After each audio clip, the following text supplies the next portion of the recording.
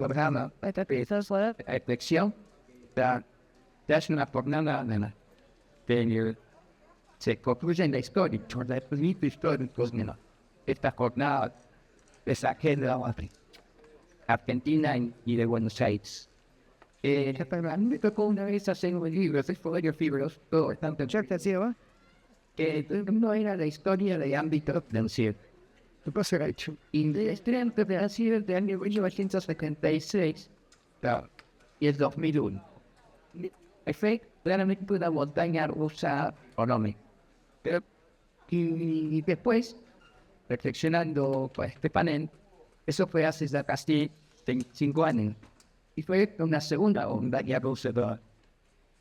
Mi primera reflexión es por qué seguimos llamando montaña rusa, no montaña rusa, ¿no? Esa sería mi primera reflexión.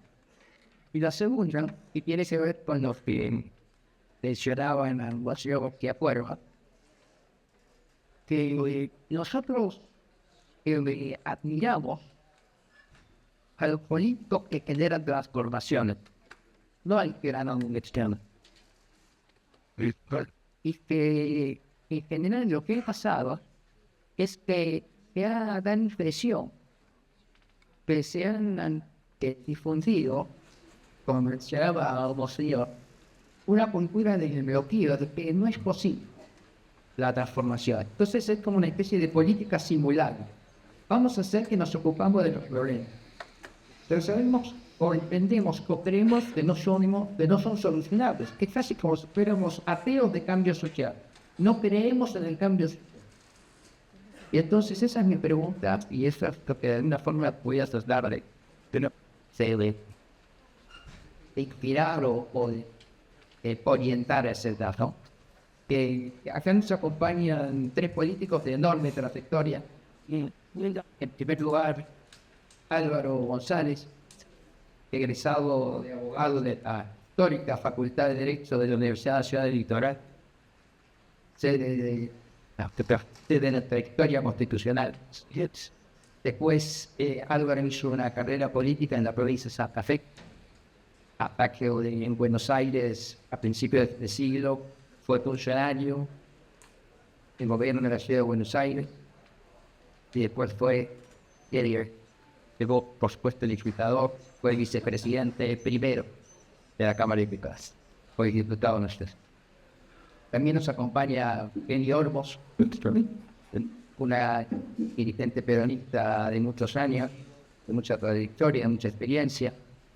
Él es economista, fue subsecretaria o secretaria de Asuntos Municipales, luego fue legisladora, y después asumió, como ustedes saben, la cartera de trabajo, en un momento que no era nada fácil del gobierno de Alberto Fernández, ¿no? Todos sabemos lo difícil que muchas veces hay momentos en que los cargos te ofrecen momentos donde todo parece una luna de miel, y otras veces los cargos te ofrecen en momentos que todo parece infierno. Y entonces eso también da un efecto. Nunca te sí. Y a vos te tocó pues, esto habla bastante también de la valía de la vocación, ¿no? Y ahora es diputada nacional. Martín Luto, economista de la Universidad de San Andrés, me gusta decirle que también es periodista, ha tenido una mínima trayectoria como periodista. Una vez fue como corresponsal nada menos que a Pakistán. Yo creo que eso debe haber sido una buena de experiencia para el gobierno posterior después, ¿no? Después de Tofón me contaba recién cubrir la crisis de Grecia también como periodista, creo que para el diario Perfil. Y bueno, por supuesto después tuvo una trayectoria muy notable. Recuerden que fue ministro de Producción del gobierno de Felipe Solán. Luego en el gobierno ya de esto fue presidente del BAPRO, y después, por supuesto, en esos meses inolvidables, fue ministro de Economía de Cristina. Después fue diputado, senador, embajador de Estados Unidos y ahora nuevamente diputado. Así que tenemos la verdad que 3 testimonios extraordinarios para tratar de pensar a nuestro título principal de Estado. Álvaro de Chicago. Bueno, en principio, buenas tardes a todos. Luego, que anexan ustedes, está todos los veteranos de esta actividad.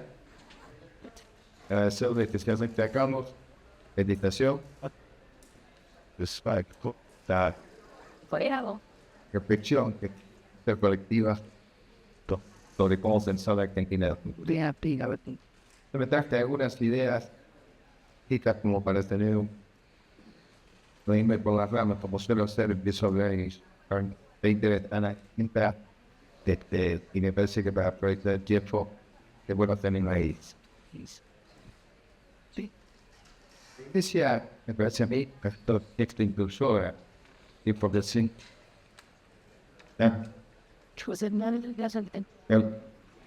ok, ahí, ¿me escuchan bien? Bueno, la Iglesia ha sido siempre impulsora. En tiempos recientes ha encontrado nuevos acentos en los documentos del Papa Francisco y Papa León XIV en establecer como punto de partida del futuro de cualquier nación la dignidad humana como eje del desarrollo. Entiendo que toda acción social, económica y política debe partir de la dignidad inviolable de la persona. En tal sentido, como políticos, no debemos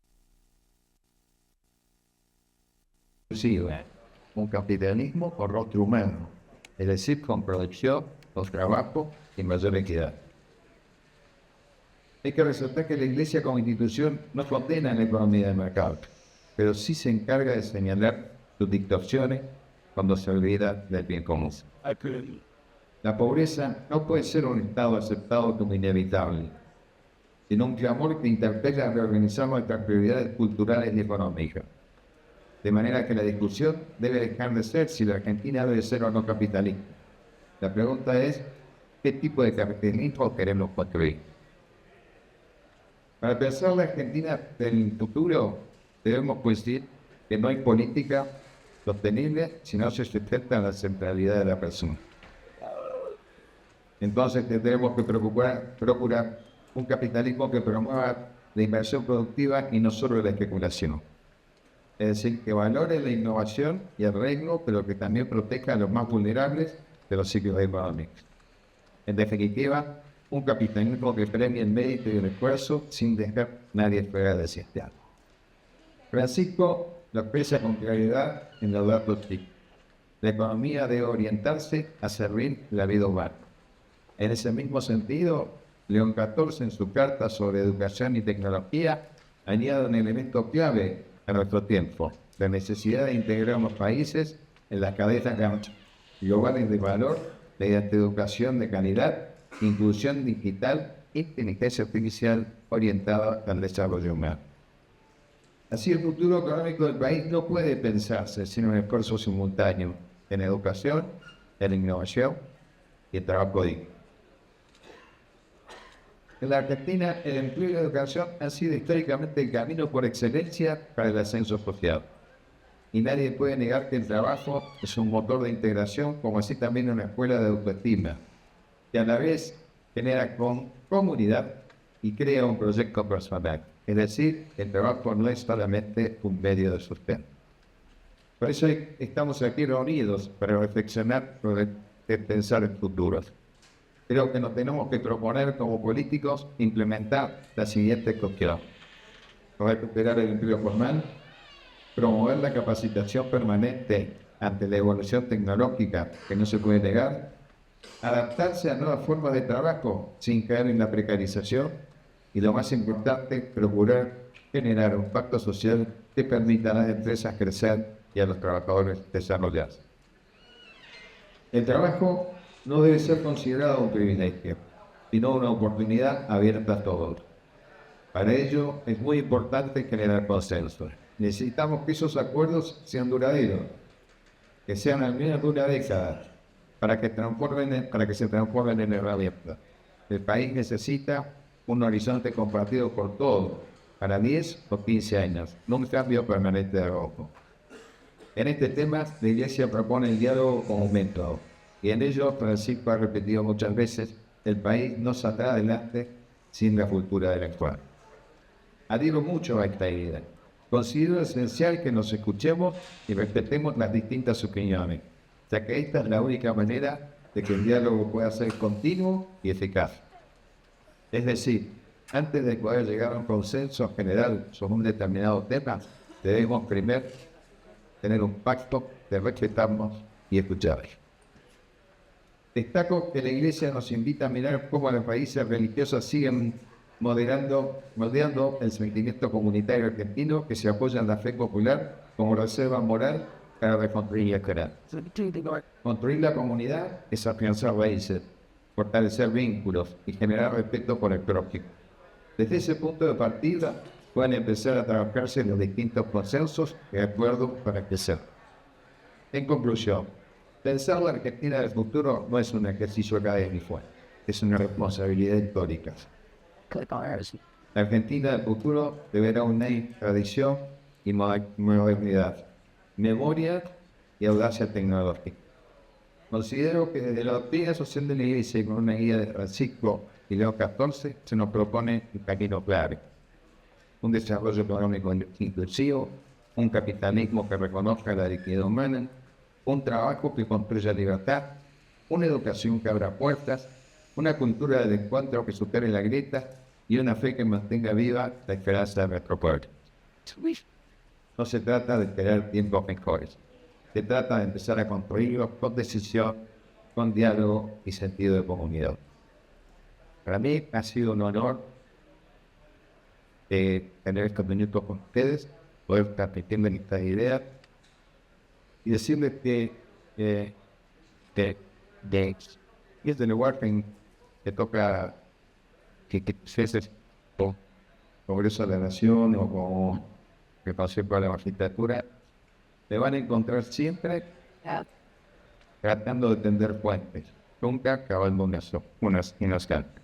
Creo que tender puentes es rendirle un homenaje a quien fuera el Papa argentino, Francisco, que nos habló siempre de la cultura del encuentro. Y yo creo que del encuentro es la mensaje y la solución.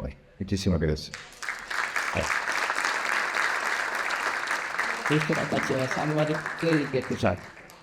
Bueno, yo también quiero empezar por agradecer la oportunidad de participar de este encuentro. Me parece que sin diálogo y sin socialización, cosas que fueron muy afectadas durante la pandemia, lamentablemente no hay posibilidad ni de acuerdo ni de construir el futuro que todos deseamos. Y también creo que nuestra sociedad está agotada en el péndulo. El problema es que la eliminación del péndulo no es solo un problema de voluntarismo, es también un problema de establecer cuál es el sistema de valores y el sistema de intereses que subyace detrás de ese tema. Porque si todo fuera un tema de buena voluntad, lo primero que nos encontraría mayoritariamente. Lo que pasa es que operan otras cosas que nos están llevando en caminos que son muy divergentes respecto de las aspiraciones que tenemos. Si uno mira qué está pasando hoy en el mundo, hoy se decía en uno de los paneles previos, bueno, yo como peronista, se imaginan que concuerdo completamente que la verdadera política es la política internacional. Uno tiene que ver qué es lo que está pasando en el mundo y en particular qué está pasando con el trabajo en el mundo. ¿Y qué es lo que nosotros vemos? Vemos una dinámica donde la financiarización hace que se concentre cada vez más económicamente y se fracture el mundo cada vez más desde el punto de vista social. Y esa fractura está generando dos colectivos en el mundo. Un colectivo con menos cantidad de países, pocos países, que pueden retribuir adecuadamente el valor del trabajo. Y un conjunto de países que estamos desplazados hacia una condición de mano de obra barata. Entonces, la pregunta es hacia dónde no queremos, no solo dónde queremos que vaya a dar, dónde objetivamente está yendo el acción. Si nos encontramos en un momento en que se está desfinanciando la educación pública, y hay proyectos, y no digo abstracto ni la prensa, en el proyecto de ley base, no me van a dejar mentir, se planteaba desinstitucionalizar a partir de los universitarios, donde se está desfinanciando la universidad pública, donde se está desfinanciando la salud pública, donde se está destruyendo el sistema científico-tecnológico. La Argentina, con esas decisiones, se está acercando al conjunto que puede valorizar el trabajo a través del verbo de la innovación, o se está insertando de una manera muy peligrosa y costosa después para revertir, que es en el mundo de la mano de obra barata. Y es en este marco donde nosotros tenemos que revisar el futuro, porque todos hemos aprendido lo costoso que es, sobre todo para los sectores más humildes, la inestabilidad económica. No queremos volver a caer en la inestabilidad económica, pero, digamos, no es que la estabilidad se logra de una sola manera. Y menos de esta manera donde el ajuste recae sobre decisiones estratégicas que nos llevan hacia un futuro de miseria, de pobreza generalizada, de fractura social y de fractura productiva, con algunos enclaves, con un sector de la sociedad con capacidad de relacionarse con la dinámica internacional y con un conjunto que va a quedar extremadamente desplazado. Y es en ese marco que nosotros tenemos que decir, de verdad, si para nosotros el valor más importante es la dignidad del trabajo. Y en una economía que reconocemos fracturada, que es una realidad que reconocemos y que sabemos que es muy arduo revertir, porque aún por los mayores esfuerzos, desde que llegó la democracia, no pudimos recuperarnos de un mínimo de 32% de informalidad, pero hoy estamos en 47%. Bueno, entonces, nosotros sabemos que las dificultades que tenemos dos universos laborales con más y menos derechos, pero la verdad que nos negamos a que la resolución de eso sea que todo el universo laboral pierda su derecho. No queremos homogeneizar para abajo. Y la verdad que nos enfrentamos hoy a una situación donde la verdad el gobierno asumió compromiso por el Fondo Monetario Internacional, porque una de las patas de este modelo económico es el endeudamiento externo. Asumió compromiso de reforma laboral, de reforma previsional y de reforma impositiva, que no conocemos en su texto todavía, que tenemos antecedentes, porque también el DNU 70 en sus artículos 4 tenía la reforma laboral originalmente planteada, pero que por todo el contexto en el que esto está formulado, la verdad que claramente sabemos que se propone resolver este problema no por la vía del crecimiento, y mucho menos un crecimiento intensivo que podamos asemejar a desarrollo, sino por la vía de una pérdida general de derechos y de una idea que es, como acá se ha planteado en el panel anterior, enfrentar una pérdida sustantiva de competitividad en el sector productivo, volviendo a echar mano ya en los sanos ingresos de los trabajadores y de sus derechos para ofrecerle al sector empresario un mecanismo completo. Entonces, la verdad que yo creo que esta estabilidad de los cementerios y estas decisiones políticas de ajuste sobre un sendero estratégico de la Argentina no solo no nos acerca al futuro deseado por parte del continente, sino que por el contrario nos está llevando al siglo XIX, un siglo de explotación donde tenemos que volver a discutir la dignidad de una jornada de 8 horas de trabajo. Gracias, David.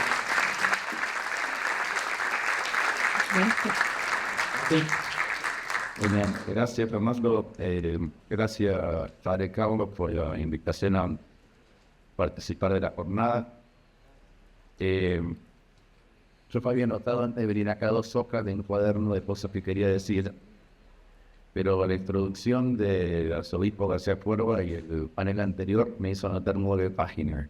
Así que por ahí hacer un poco desordenado, por si lo estaba tratando de resumir un poco. ¿Cómo pensamos la Argentina del futuro? Y efectivamente este panel es cómo pensamos la Argentina del futuro desde la política. Me parece que hay algo que dijo Agustín García Cuerva que es sumamente importante. Hay dentro del ámbito turístico hay una cultura, un estado de ánimo cada vez de mayor impotencia. Y la impotencia hace que sea difícil imaginar un futuro. Sobre todo un futuro colectivo, después trabajar por ese futuro colectivo. Hay un montón de motivos para esa impotencia. Yo creo que, en primer lugar, por ejemplo, estamos viviendo un ataque no consciente, pero sí un ataque a las instituciones de la posguerra. Al Estado de bienestar y a la democracia, a la reina, porque esas instituciones fueron procedimentales para poder convivir todos juntos después de una enorme tragedia del drama de la Segunda Guerra Mundial. Y igual que en las crisis financieras, las generaciones que no tuvieron necesidad de eso para reparar un presente o un pasado inmediato atroz, se olvidaron. Entonces lo ven como un tema de procedimientos y no de fondo. Entonces con estos procedimientos la verdad que este Estado no me sirve, entonces tiro los procedimientos por la borda y recalculo el Estado que quiero. Entonces eso está bajo ataque, y cuando eso está bajo ataque, nosotros que en definitiva somos como los representantes más cabales de lo procedimental y de esos acuerdos, dejamos de tener sentido. Entonces creo que eso genera impotencia. Lo segundo es la erupción de nuevas tecnologías que hicieron que se horizontalizara todo. Desde los modos de organización sociales, los modos de organización institucionales, muchas veces los mercados, la democracia, y en realidad eso aparece, los medios de comunicación, y eso me parece que es una pseudo horizontalización, y no mucho más que eso por ahora, pero en eso es mucho más difícil accionar. Y si encima el Estado, como es el caso argentino, aumentó su tamaño, pero perdió su foco y aumentó su desorden, y entonces puede brindar menos cosas sustanciales, y cuando abjura de brindar esas cosas sustanciales esenciales para los ciudadanos, empieza a ver qué otras cosas puede brindar por el costado sin resolver lo primordial, ese Estado queda todavía más deslegitimado, entonces se produce una impotencia. Y el ecosistema mediático actual es absolutamente consistente con esa impotencia de poder enhebrar un discurso colectivo. Me parece muy importante poder salir de ese lugar. A mí se me vino a la cabeza un cuento de Bradbury mientras escuchaba esto de la impotencia, que se llama El Convector Toynbee. En el Convector Toynbee hay un viajero, alguien que dejó en viaje en el tiempo, que se llama Styles, y en una sociedad que se siente desahuciada, le dice: viajé, construí una máquina para que cante, viajé 100 años al futuro, en nuestra sociedad es extraordinaria. Es justa, es moderna, brinda felicidad, plenitud, es armoniosa, tiene paz, y trae filmaciones, trae narrativas de eso, y trae elementos. Y la sociedad se entusiasma con ese futuro que le describen que tiene y lo construye. Y cuando ya están en ese nuevo presente extraordinario, un periodista y le pregunta a Stiles, y todo esto, ¿cómo fue su viaje? Y cuando tengo que considerarlo todo eso, fue mentira. Nunca inventé ninguna máquina del tiempo, nunca traje evidencia, todo fue fraguado. Pero es para rescatar la importancia del mito, la importancia de un pensamiento utópico. Porque sin eso es muy difícil articularlo. A mí uno de mis jefes, que tiene muchos amigos acá, y para mí es un gran amigo, que es Felipe Solá, un día dijo, para tener un futuro primero hay que soñarlo. Porque el futuro siempre llega. Y si no soñas tu futuro, el futuro que llega es el futuro que soñó otro. Entonces me parece que en esta sensación de impotencia que existe en la política de la que tenemos que salir rápidamente, hay una carencia de cuál es el punto al que queremos llegar.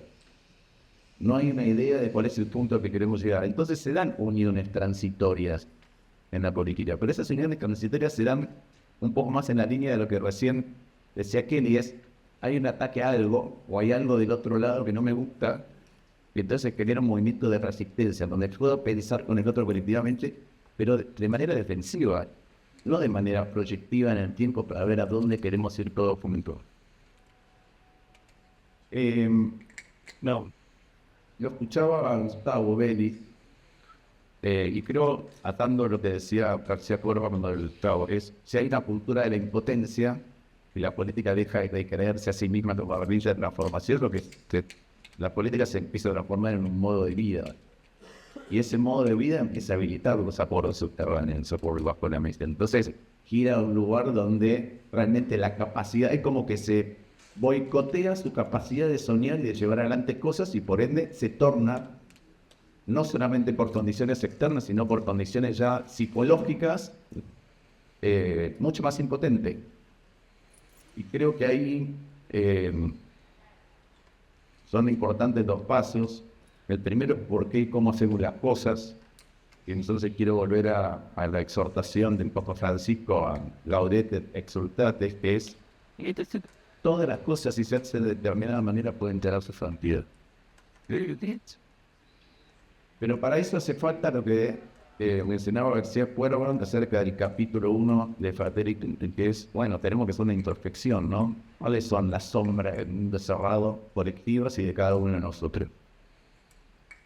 Hoy los acuerdos son difíciles porque, paradójicamente, la política pesera, la política hipertransparente, no es en el estado de ánimo comunicacional, no es productiva general, porque lo primero que se ve a ese que se movió al otro lado para hablar con el otro es traidor. Entonces, antes uno se podía sentar, y por eso creo que es la importancia de jornadas de este tipo, y pensar con el otro. ¿Por qué es importante pensar con el otro? Primero, porque ninguna idea que no te guste se te va a contagiar. Entonces, es una salvaguarda que tenemos. Tenemos un sistema inmunológico que es mucho mejor para las ideas que no nos gustan que para los virus. En segundo lugar, porque el otro trae una mirada distinta, porque ve algo distinto, porque vive algo distinto o porque viene de un lugar distinto, que son cosas que uno no conoce. Y es imposible tratar de hacer una composición de la realidad total, o acercarse a la totalidad, si hay cosas que uno no conoce, que la desestima porque vienen de la mirada de uno que no es uno. Entonces creo que eso es extremadamente problemático. Creo que si tuviera que elegir, y surgió acá en el panel anterior muchas veces, si tuviera que elegir como un punto focal para pensar el futuro, sería el trabajo. No solamente porque el trabajo es dignidad, sino porque es articulador de casi todo el resto de las cosas.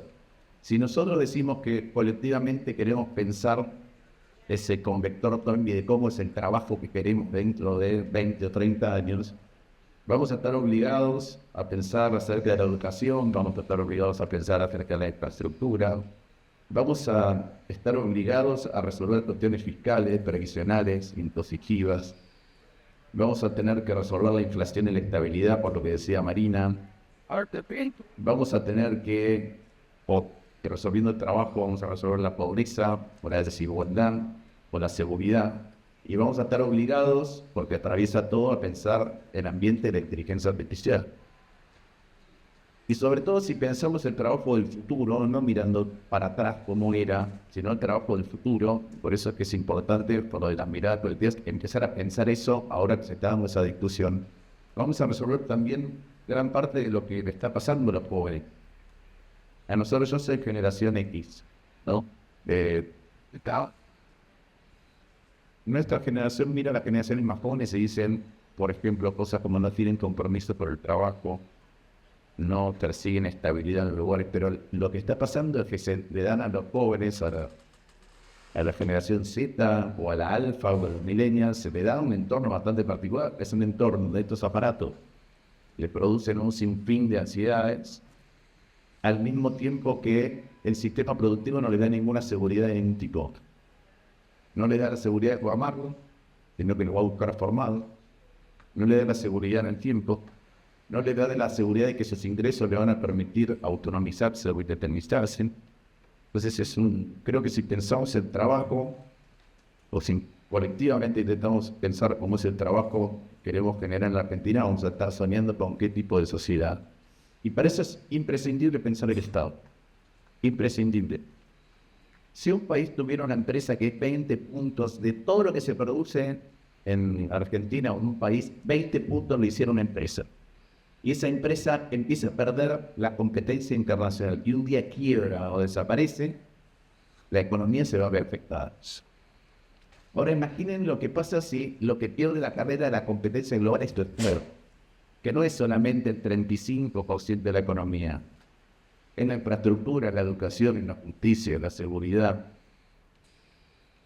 Son las regulaciones que nos dan, es la calidad del debate que tenemos. Si el Estado está perdiendo la carrera competitiva con respecto a otros estados, no va a quebrar como una gran empresa, pero va a arrastrar al resto de la sociedad todo el tiempo. De ahí quiero volver a un concepto que se daba en el panel anterior y con esto cierro. Primero, Marina que decía, lo primero que tenemos que tener es estabilidad, pero estabilidad no es solamente de precio. Tenemos que tener estabilidad. Si uno tiene estabilidad de precio, pero tiene estabilidad de tipo de cambio real, tiene estabilidad de la demanda, tiene estabilidad de trabajo, tiene estabilidad de la tasa de interés, no hay estabilidad, porque no se sabe cuál es el entorno en el que vamos a operar. Sin saber el entorno en el que vamos a operar, los horizontes se aportan en lugar de alargarse, y en transiciones como la que está viviendo el mundo, como la que está viviendo política argentina y de reconfiguración macroeconómica, si el horizonte no es estable y no se alarga, lo que muere y lo que nace tienen magnitudes distintas y la velocidad en pie. Entonces el costo es infinitamente alto. Y ahí se daba este contrapunto de yo quiero competir, decía Martín, pero apenas abro la puerta, el resto del sistema no compite. Yo creo que uno de los acuerdos que nosotros tenemos que tener es, bueno, tenemos que imaginar el trabajo. Para imaginar el trabajo tenemos que reimaginar todo. Pero lo primero que tenemos que reimaginar, o el cambio mental que tenemos que hacer es que si el Estado es tan importante, que es un porcentaje de la economía y las reglas del juego para todo el resto de la economía, nosotros tenemos que ser conscientes cuando actuamos sobre el Estado desde la política, en que en realidad estamos compitiendo contra otros estados del mundo y contra otra política del mundo. Y así como la prueba para un empresario que gane esa competencia global, si nosotros no somos capaces de ser competitivos en ese escenario global, estamos condenando al resto de la sociedad a no ser competitiva y por ende a no ser productiva. Gracias, Martín. Así que yo le voy a pedir permiso al padre Castro para hacer una pregunta más incisivas en su momento. Porque la verdad que fueron muy interesantes tres exposiciones, y volviendo también a lo que hoy de acuerdo, de alguna forma nos prohibió desear que algún gobierno le vaya a. Entonces, dentro de ese deseo, esa prohibición que ganó Monseñor García Cuerva, y pregunta de si quieren la paz. No estamos dentro de la política pesera que hablaba Martín, donde todo se va a empezar a señalar el pico tal cosa. Esto como si quieren incluso podemos dar. ¿Cuáles son los acuerdos posibles que puede llegar este gobierno de ley?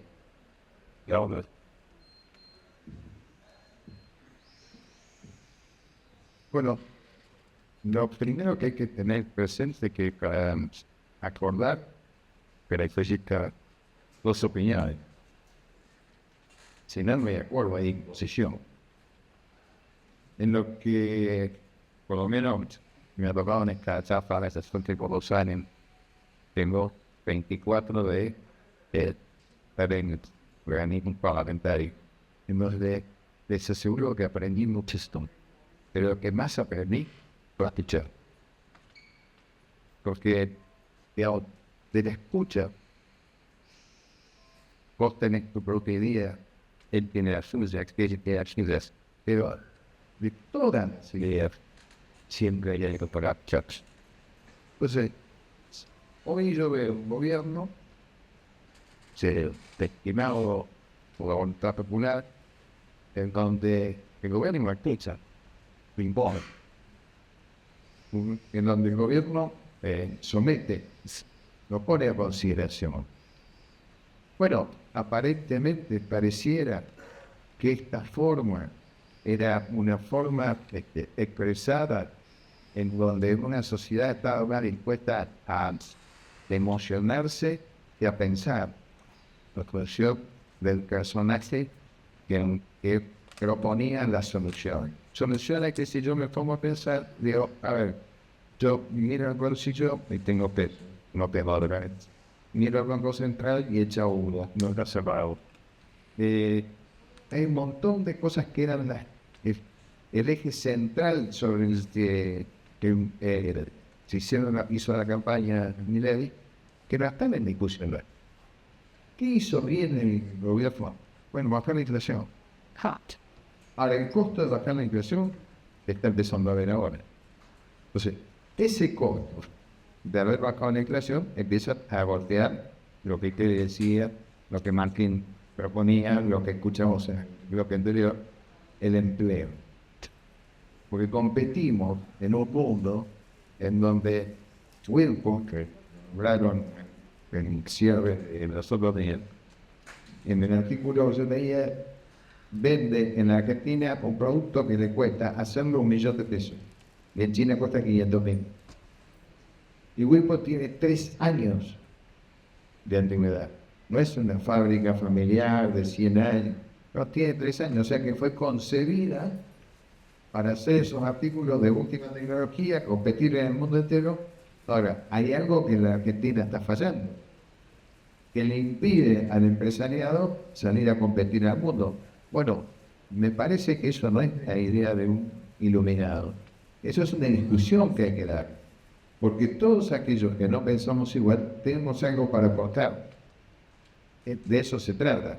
Por eso yo digo que para mí es tan importante el diálogo y que el diálogo traiga una solución. Porque cuando el diálogo trae una solución, la base de sustentación de esa solución es mucho más importante que si solo es producto de lo que yo pienso y porque matemáticamente me ha dado un número, logré aprobarlo.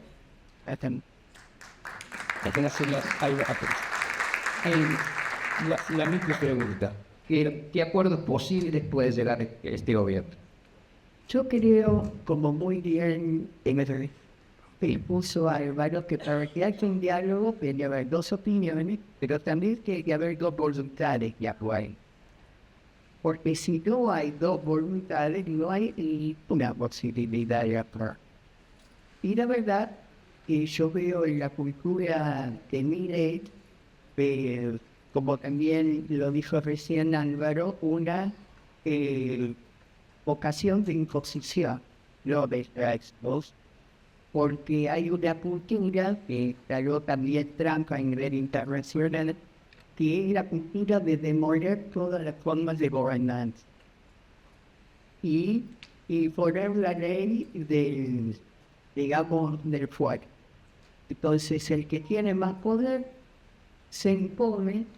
La verdad que si tengo que bombardear un territorio, un terreno, un estado, no hay una constitución, no hay un sistema reglamentario.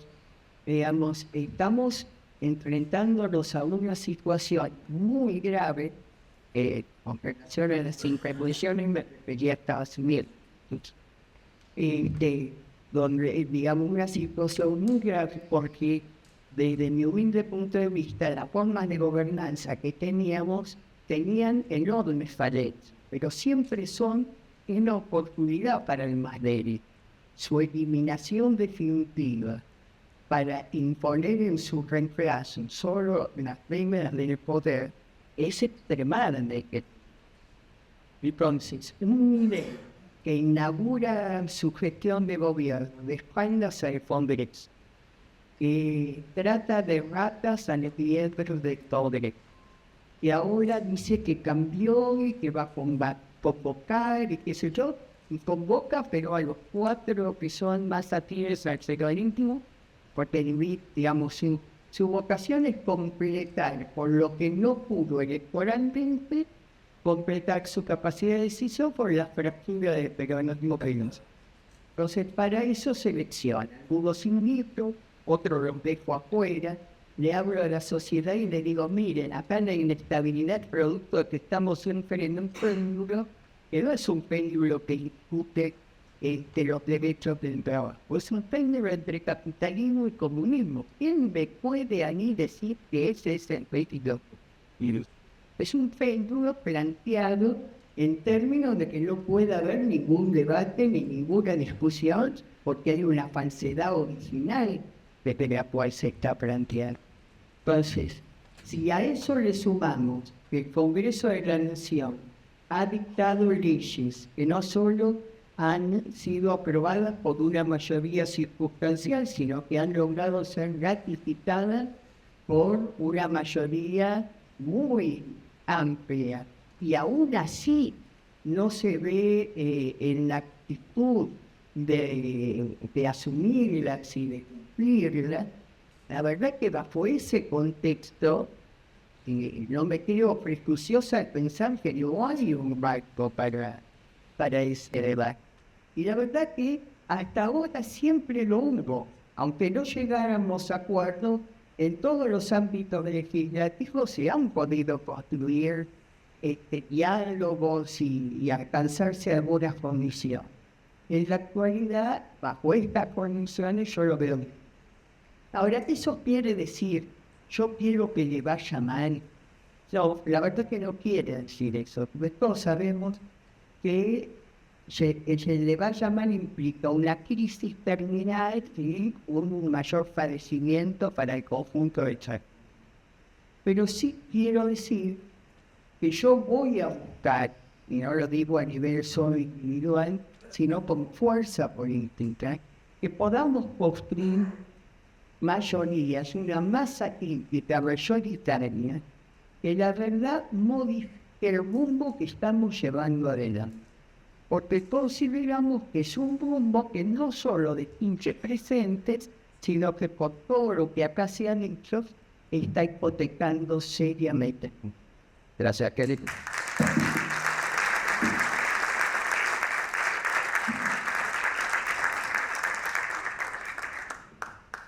Bueno, voy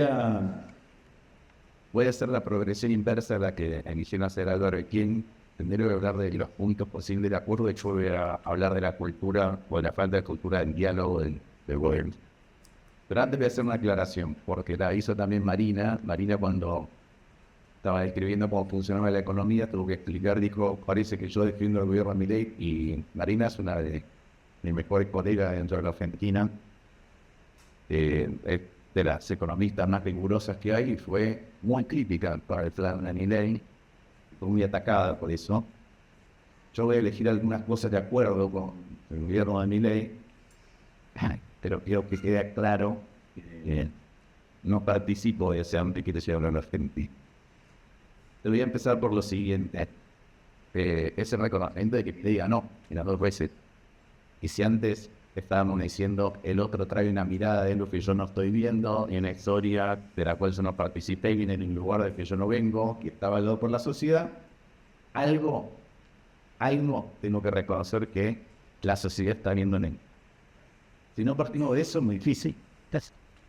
Entonces, ¿qué me parece que la sociedad primero pone en el voto y no elige? Nosotros cuando votamos, muchas veces nos preguntan, ¿qué nos parece, o un analista, qué quiso decir la sociedad cuando votó? Y la sociedad nos dice, que la inflación más baja, pero quiero que se privilegie. Optan de lo que hay.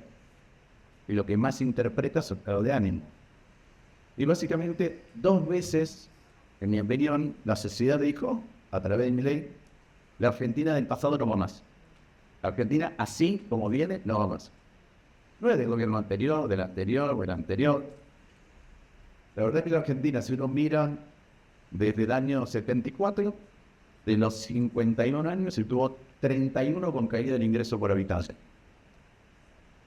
Al ritmo que creció en los últimos 50 años, Argentina necesita 440 años para duplicar el ingreso por habitante. Vimos cómo creció la pobreza, vimos cómo creció la desigualdad, vimos cómo se erosionó nuestra cultura colectiva, vimos cómo aquellos colchones que cuando hay un golpe amortiguan lo que le pasa en la sociedad se fueron afinando, entonces todos los golpes duelen más, no importa si es la desindustrialización, la pauperización, la pérdida de clase media, la instalación de modo de resolución de conflictos cada vez más violento. Entonces, eso no va más. Y me parece que la sociedad está diciendo eso no va más. A veces se elige puntualmente símbolos de lo que no va más, por ahí porque no tiene por qué hacerlo, de lugar en cuál es la totalidad o las cosas más estructurales que no va más. Pero elige eso. Dentro de esas cosas que no va más es vivir con inflación, por un montón de temas distintos. Dentro de esas cosas que no va más es vivir con desorden del Estado que conduce a crisis inflacionarias o de deuda. Dentro de esas cosas que no más que la sociedad está avalando a vida, está cierto modo de resolución de los temas sociales. Por ejemplo, a mí siempre me parece que cuando hay un piquete es una falla doble del Estado. No resuelve el problema a tiempo y no garantiza el libre tránsito. Las dos cosas en conjunto. ¿Por qué? Porque no tienen la agilidad suficiente. Ahora voy a decir esto, cada vez que hay algo que funciona mal, en muchas de estas cosas, hay una excusa para ir con una solución errónea. Yo, por ejemplo, en la ciudad de Buenos Aires, creo que tenemos menos cortes de tránsito y no tiene nada que ver con la política de seguridad de Patricia Bullrich. Nada que ver, tiene mucho más que ver con la política social que con la política de seguridad. De hecho, el único corte de tránsito que tenemos en la ciudad de Buenos Aires son los miércoles cuando, no sé, 10, 20 jubilados en la vuelta, gendarmería corta todo. Pero es el único corte que tenemos. Entonces, lo único que no funciona para resolver eso es lo que hace Patricia Bullrich. Creo que esta cultura de que el Estado no puede ser estirado hasta cualquier lugar es algo que trae, o por lo menos que encarnó Milei. Ahora, como dije, cada vez que algo no funcionaba en la dirección correcta y lo manteníamos, da una excusa para romper. Y lo que tenemos que ver es cómo se construye una solución a esas cosas que los argentinos dicen, mira, por acá no va más, por acá no va más, por favor, por acá no va más, y que no caiga en la destrucción. Porque hoy la articulación entre varios de nosotros es porque estamos tratando de que no se rompan cosas que, como diría Serrat, no tienen repuesto. Cuando juega con cosas que no tienen repuesto, todos nos juntamos. Pero también es cierto que hubo una demanda social que se volvió a refrendar y que es hay que caminar hacia otro lugar. Y mientras alguien, no importa si con promesas falsas, no importa con alegorías o metáforas de las cosas como la convertibilidad, como la dolarización, dice voy a ir hacia otro lugar, a nosotros hoy nos está costando decir en los lugares que tienen sí. Y eso creo que también es algo que hay que tomar de ahí. Milei es cualquier cosa en su aproximación a la conversación con la sociedad menos impotente. Entonces, hay algunos puntos de acuerdo y otros puntos de aprendizaje. Y otros puntos donde cuando uno ve la política educativa de infraestructura o la cultura del diálogo, uno está en ámbitos totalmente opuestos. Y cierro con esto. Dentro de esos 4 principios, a mí me gustan mucho los 4 principios. Voy a reconocerme la primera vez que los leí, dije, esto es medio obvio, como todas las cosas, ¿no? García Cuerva decía, leemos menos y leemos peor. Entonces hay que leer y releer y releer. A mí me gusta mucho la idea de que el tiempo superior al espacio, y hay un escritor israelí que dice, no busques en el espacio lo que se te perdió en el tiempo. Argentina se degradó, y en lugar de decir, bueno, tenemos que reconstruir en el tiempo, es como que lo empujamos ahora para recuperarlo ahora, bueno, no va a ocurrir. Los otros me parece que son una guía para ver cómo efectivamente el tiempo es superior al espacio. Porque si la realidad es superior a la idea, en el tiempo tenemos que perseguir una realidad. Y si la unidad prevalece el conflicto, en el tiempo, eso ocurre en el tiempo, cuando esa unidad, alargando el horizonte del futuro, puede construir algo más grande que solamente en el reparto del conflicto inmediato, menos algo que es de suma cero. Y en el tiempo es donde lo que todos traemos a la mesa es más que la suma de las partes o más que los pares. Eso, Milei no lo cree. no creen ninguno de estos principios. Entonces es muy difícil convocar un diálogo a futuro donde es tiempo y tengo que reconocer al otro porque es una parte y todos somos más que la parte y la unidad prevalece sobre el conflicto. Nada de eso creen, independientemente de cuántos abrazos se haya dado en el sí. Muy bien, muchas gracias, Marcelo. Gracias, doctor Antonio. Finalmente me sirve, la verdad que son tres parlamentarios de una enorme experiencia y a su vez ustedes tienen experiencia en política pública, por lo tanto pueden asociar su vida política a la construcción de la transformación. No es una política solo asociada a la búsqueda de poder y cargo, sino que conocen perfectamente el Estado y su capacidad de transformación. Así que les agradecemos muchísimo por esta participación. Muchas gracias. Nos pedimos también que permanezcan aquí en el escenario. Gracias que lo vemos. Álvaro González, Fernando Ruiz y Martín Dostón. El padre Carlos, Pastor Cierre. La pastora. Bueno. No, Claro, no, voy a quitar el programa. Bueno, la Pastoral Social de la Arquidiócesis de Buenos Aires fue haciendo un camino y a su vez, ha influido a quienes la integramos. El caminar juntos nos fue llevando desde la doctrina social de la Iglesia hasta el aquí y ahora, acentuando siempre la necesidad del compromiso de la construcción del hogar común. Una nación para todos, nosotros como ciudadanos, nosotros como pueblo.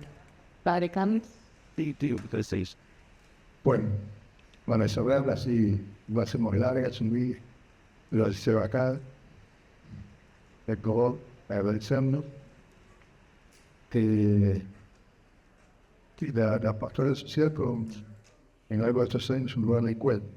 Todos nosotros que estamos acá arriba nos fuimos a encontrar. Podemos contar muchas anécdotas y muchos encuentros. Vos también te fuiste sumando cada vez más, ¿viste? Vamos pintando, con una diferencia que no tratamos de poner cuando botamos la tierra debajo del alfombra, sino que tratamos de ir sumando para ir pensando juntos este país que queremos, ¿no?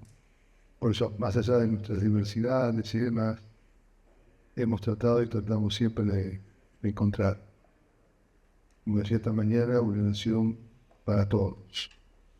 Y parece que ese gran desafío que tenemos, que no es fácil. La última reflexión que ustedes lo plantearon, es así. Y ese es el límite que sentimos todos. Y en ese sentido, también decía esta mañana que había denuncia y había anuncio, ¿no? Y eso era la profecía. Y justamente yo creo que en el anuncio está la esperanza, está el futuro, está la utopía. En la nación por construir, decíamos hace muchos años atrás, un Gregorio acá, que no se puede vivir sin utopía. Y que la utopía no era una quimera. Es posible que esto sea así. Tal vez, yo que soy un setentista, de alguna manera, puedo decir, a veces pecamos, como decimos, debemos ir a la iglesia por exceso o por defecto. O nos entusiasmamos tanto, que podemos hacer desastres, o no hacemos nada por no hacer desastres. En el medio hay una posibilidad, parece, que es la buscar como la justa medida, el tema de la prudencia, el tema de la virtud de la prudencia, que no es el ser timorato, el ser cuidadoso, sino para tomar la prudencia es una virtud activa, poner medios para alcanzar fines. ¿A dónde quiero ir? Y por esta manera. Y yo creo que con prudencia, porque hoy salió dando todos los paneles, ¿no? Como que hay que buscar un punto desde el cual lograr las bases para mirar para adelante. Porque estamos llenos de cortoplacismo y poco largo plazo. Entonces, es cierto que planteaba el mundo.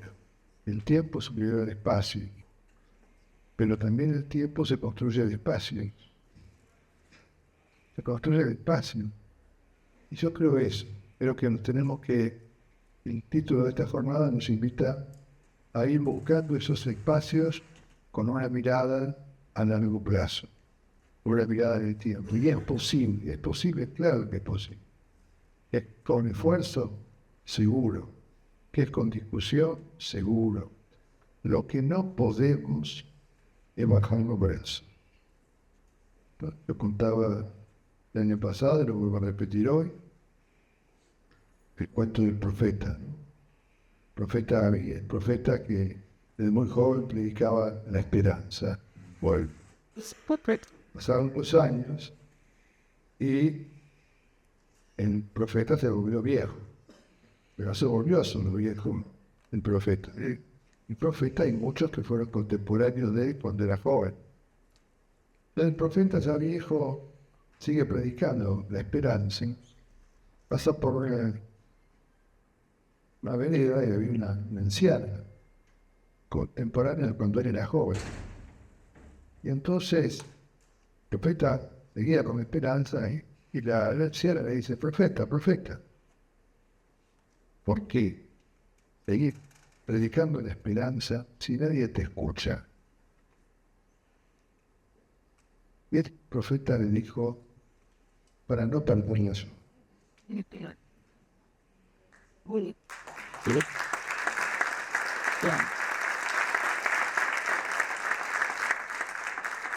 Y yo, en la presencia de esos, es que en esos, todos los que estuvieron en los paneles y a todos los que están acá, y digo, quisiera hacerle al final de la jornada esta invitación, pero no perder la esperanza, y a jugar, animarnos a jugar, y vamos a jugar. Pero, te cuento una intimidad, que alguno de los presentes acá sabe. Yo mucho de la tele, de los programas de stream, veo esto, lo otro, y golpe me mando mensajitos de texto. Estuviste bien, fíjate aquí eso, fíjate en lo otro, y toda la intercomunicación, ¿sabes? Y la verdad que uno lo hace también porque ve las dificultades, conoce las dificultades. El otro día con vos charlamos, tomando un café, y una vez se dice, bueno, escucha, ¿no? La gente le pegan a la CGT, le pegamos a los políticos, le pegamos a él. Y uno que conoce las relaciones personales, porque tiene relaciones personales, sabe lo que significa cada una de esas cosas. Entonces siente como la obligación a alentar. Y uno dice a veces, yo estoy alentando a lo que otros están puteando. ¿Qué pasa? Yo no veo. No, yo estoy viendo desde otro lugar. Estoy mirando desde otro lugar. Y yo creo que tenemos que animarnos a reivindicar fuertemente en todos los sectores el lugar de la política. De la política en un sentido amplio, no solo la casa de los políticos, la casa de los empresarios, la CGT, el tema de la institucionalidad en la Argentina, me parece que es un tema importante. Por eso hay que ver para el se enlocan, no puede preguntar qué se enlocan acá. Pero esa fue la intención, que quiera dos palabras, es decir, de Argentina tenemos que hablar todos y en serio comprometernos todos. Yo les agradezco, les pido que nos pongamos de pie, vamos a hacer una oración para poner a Padre.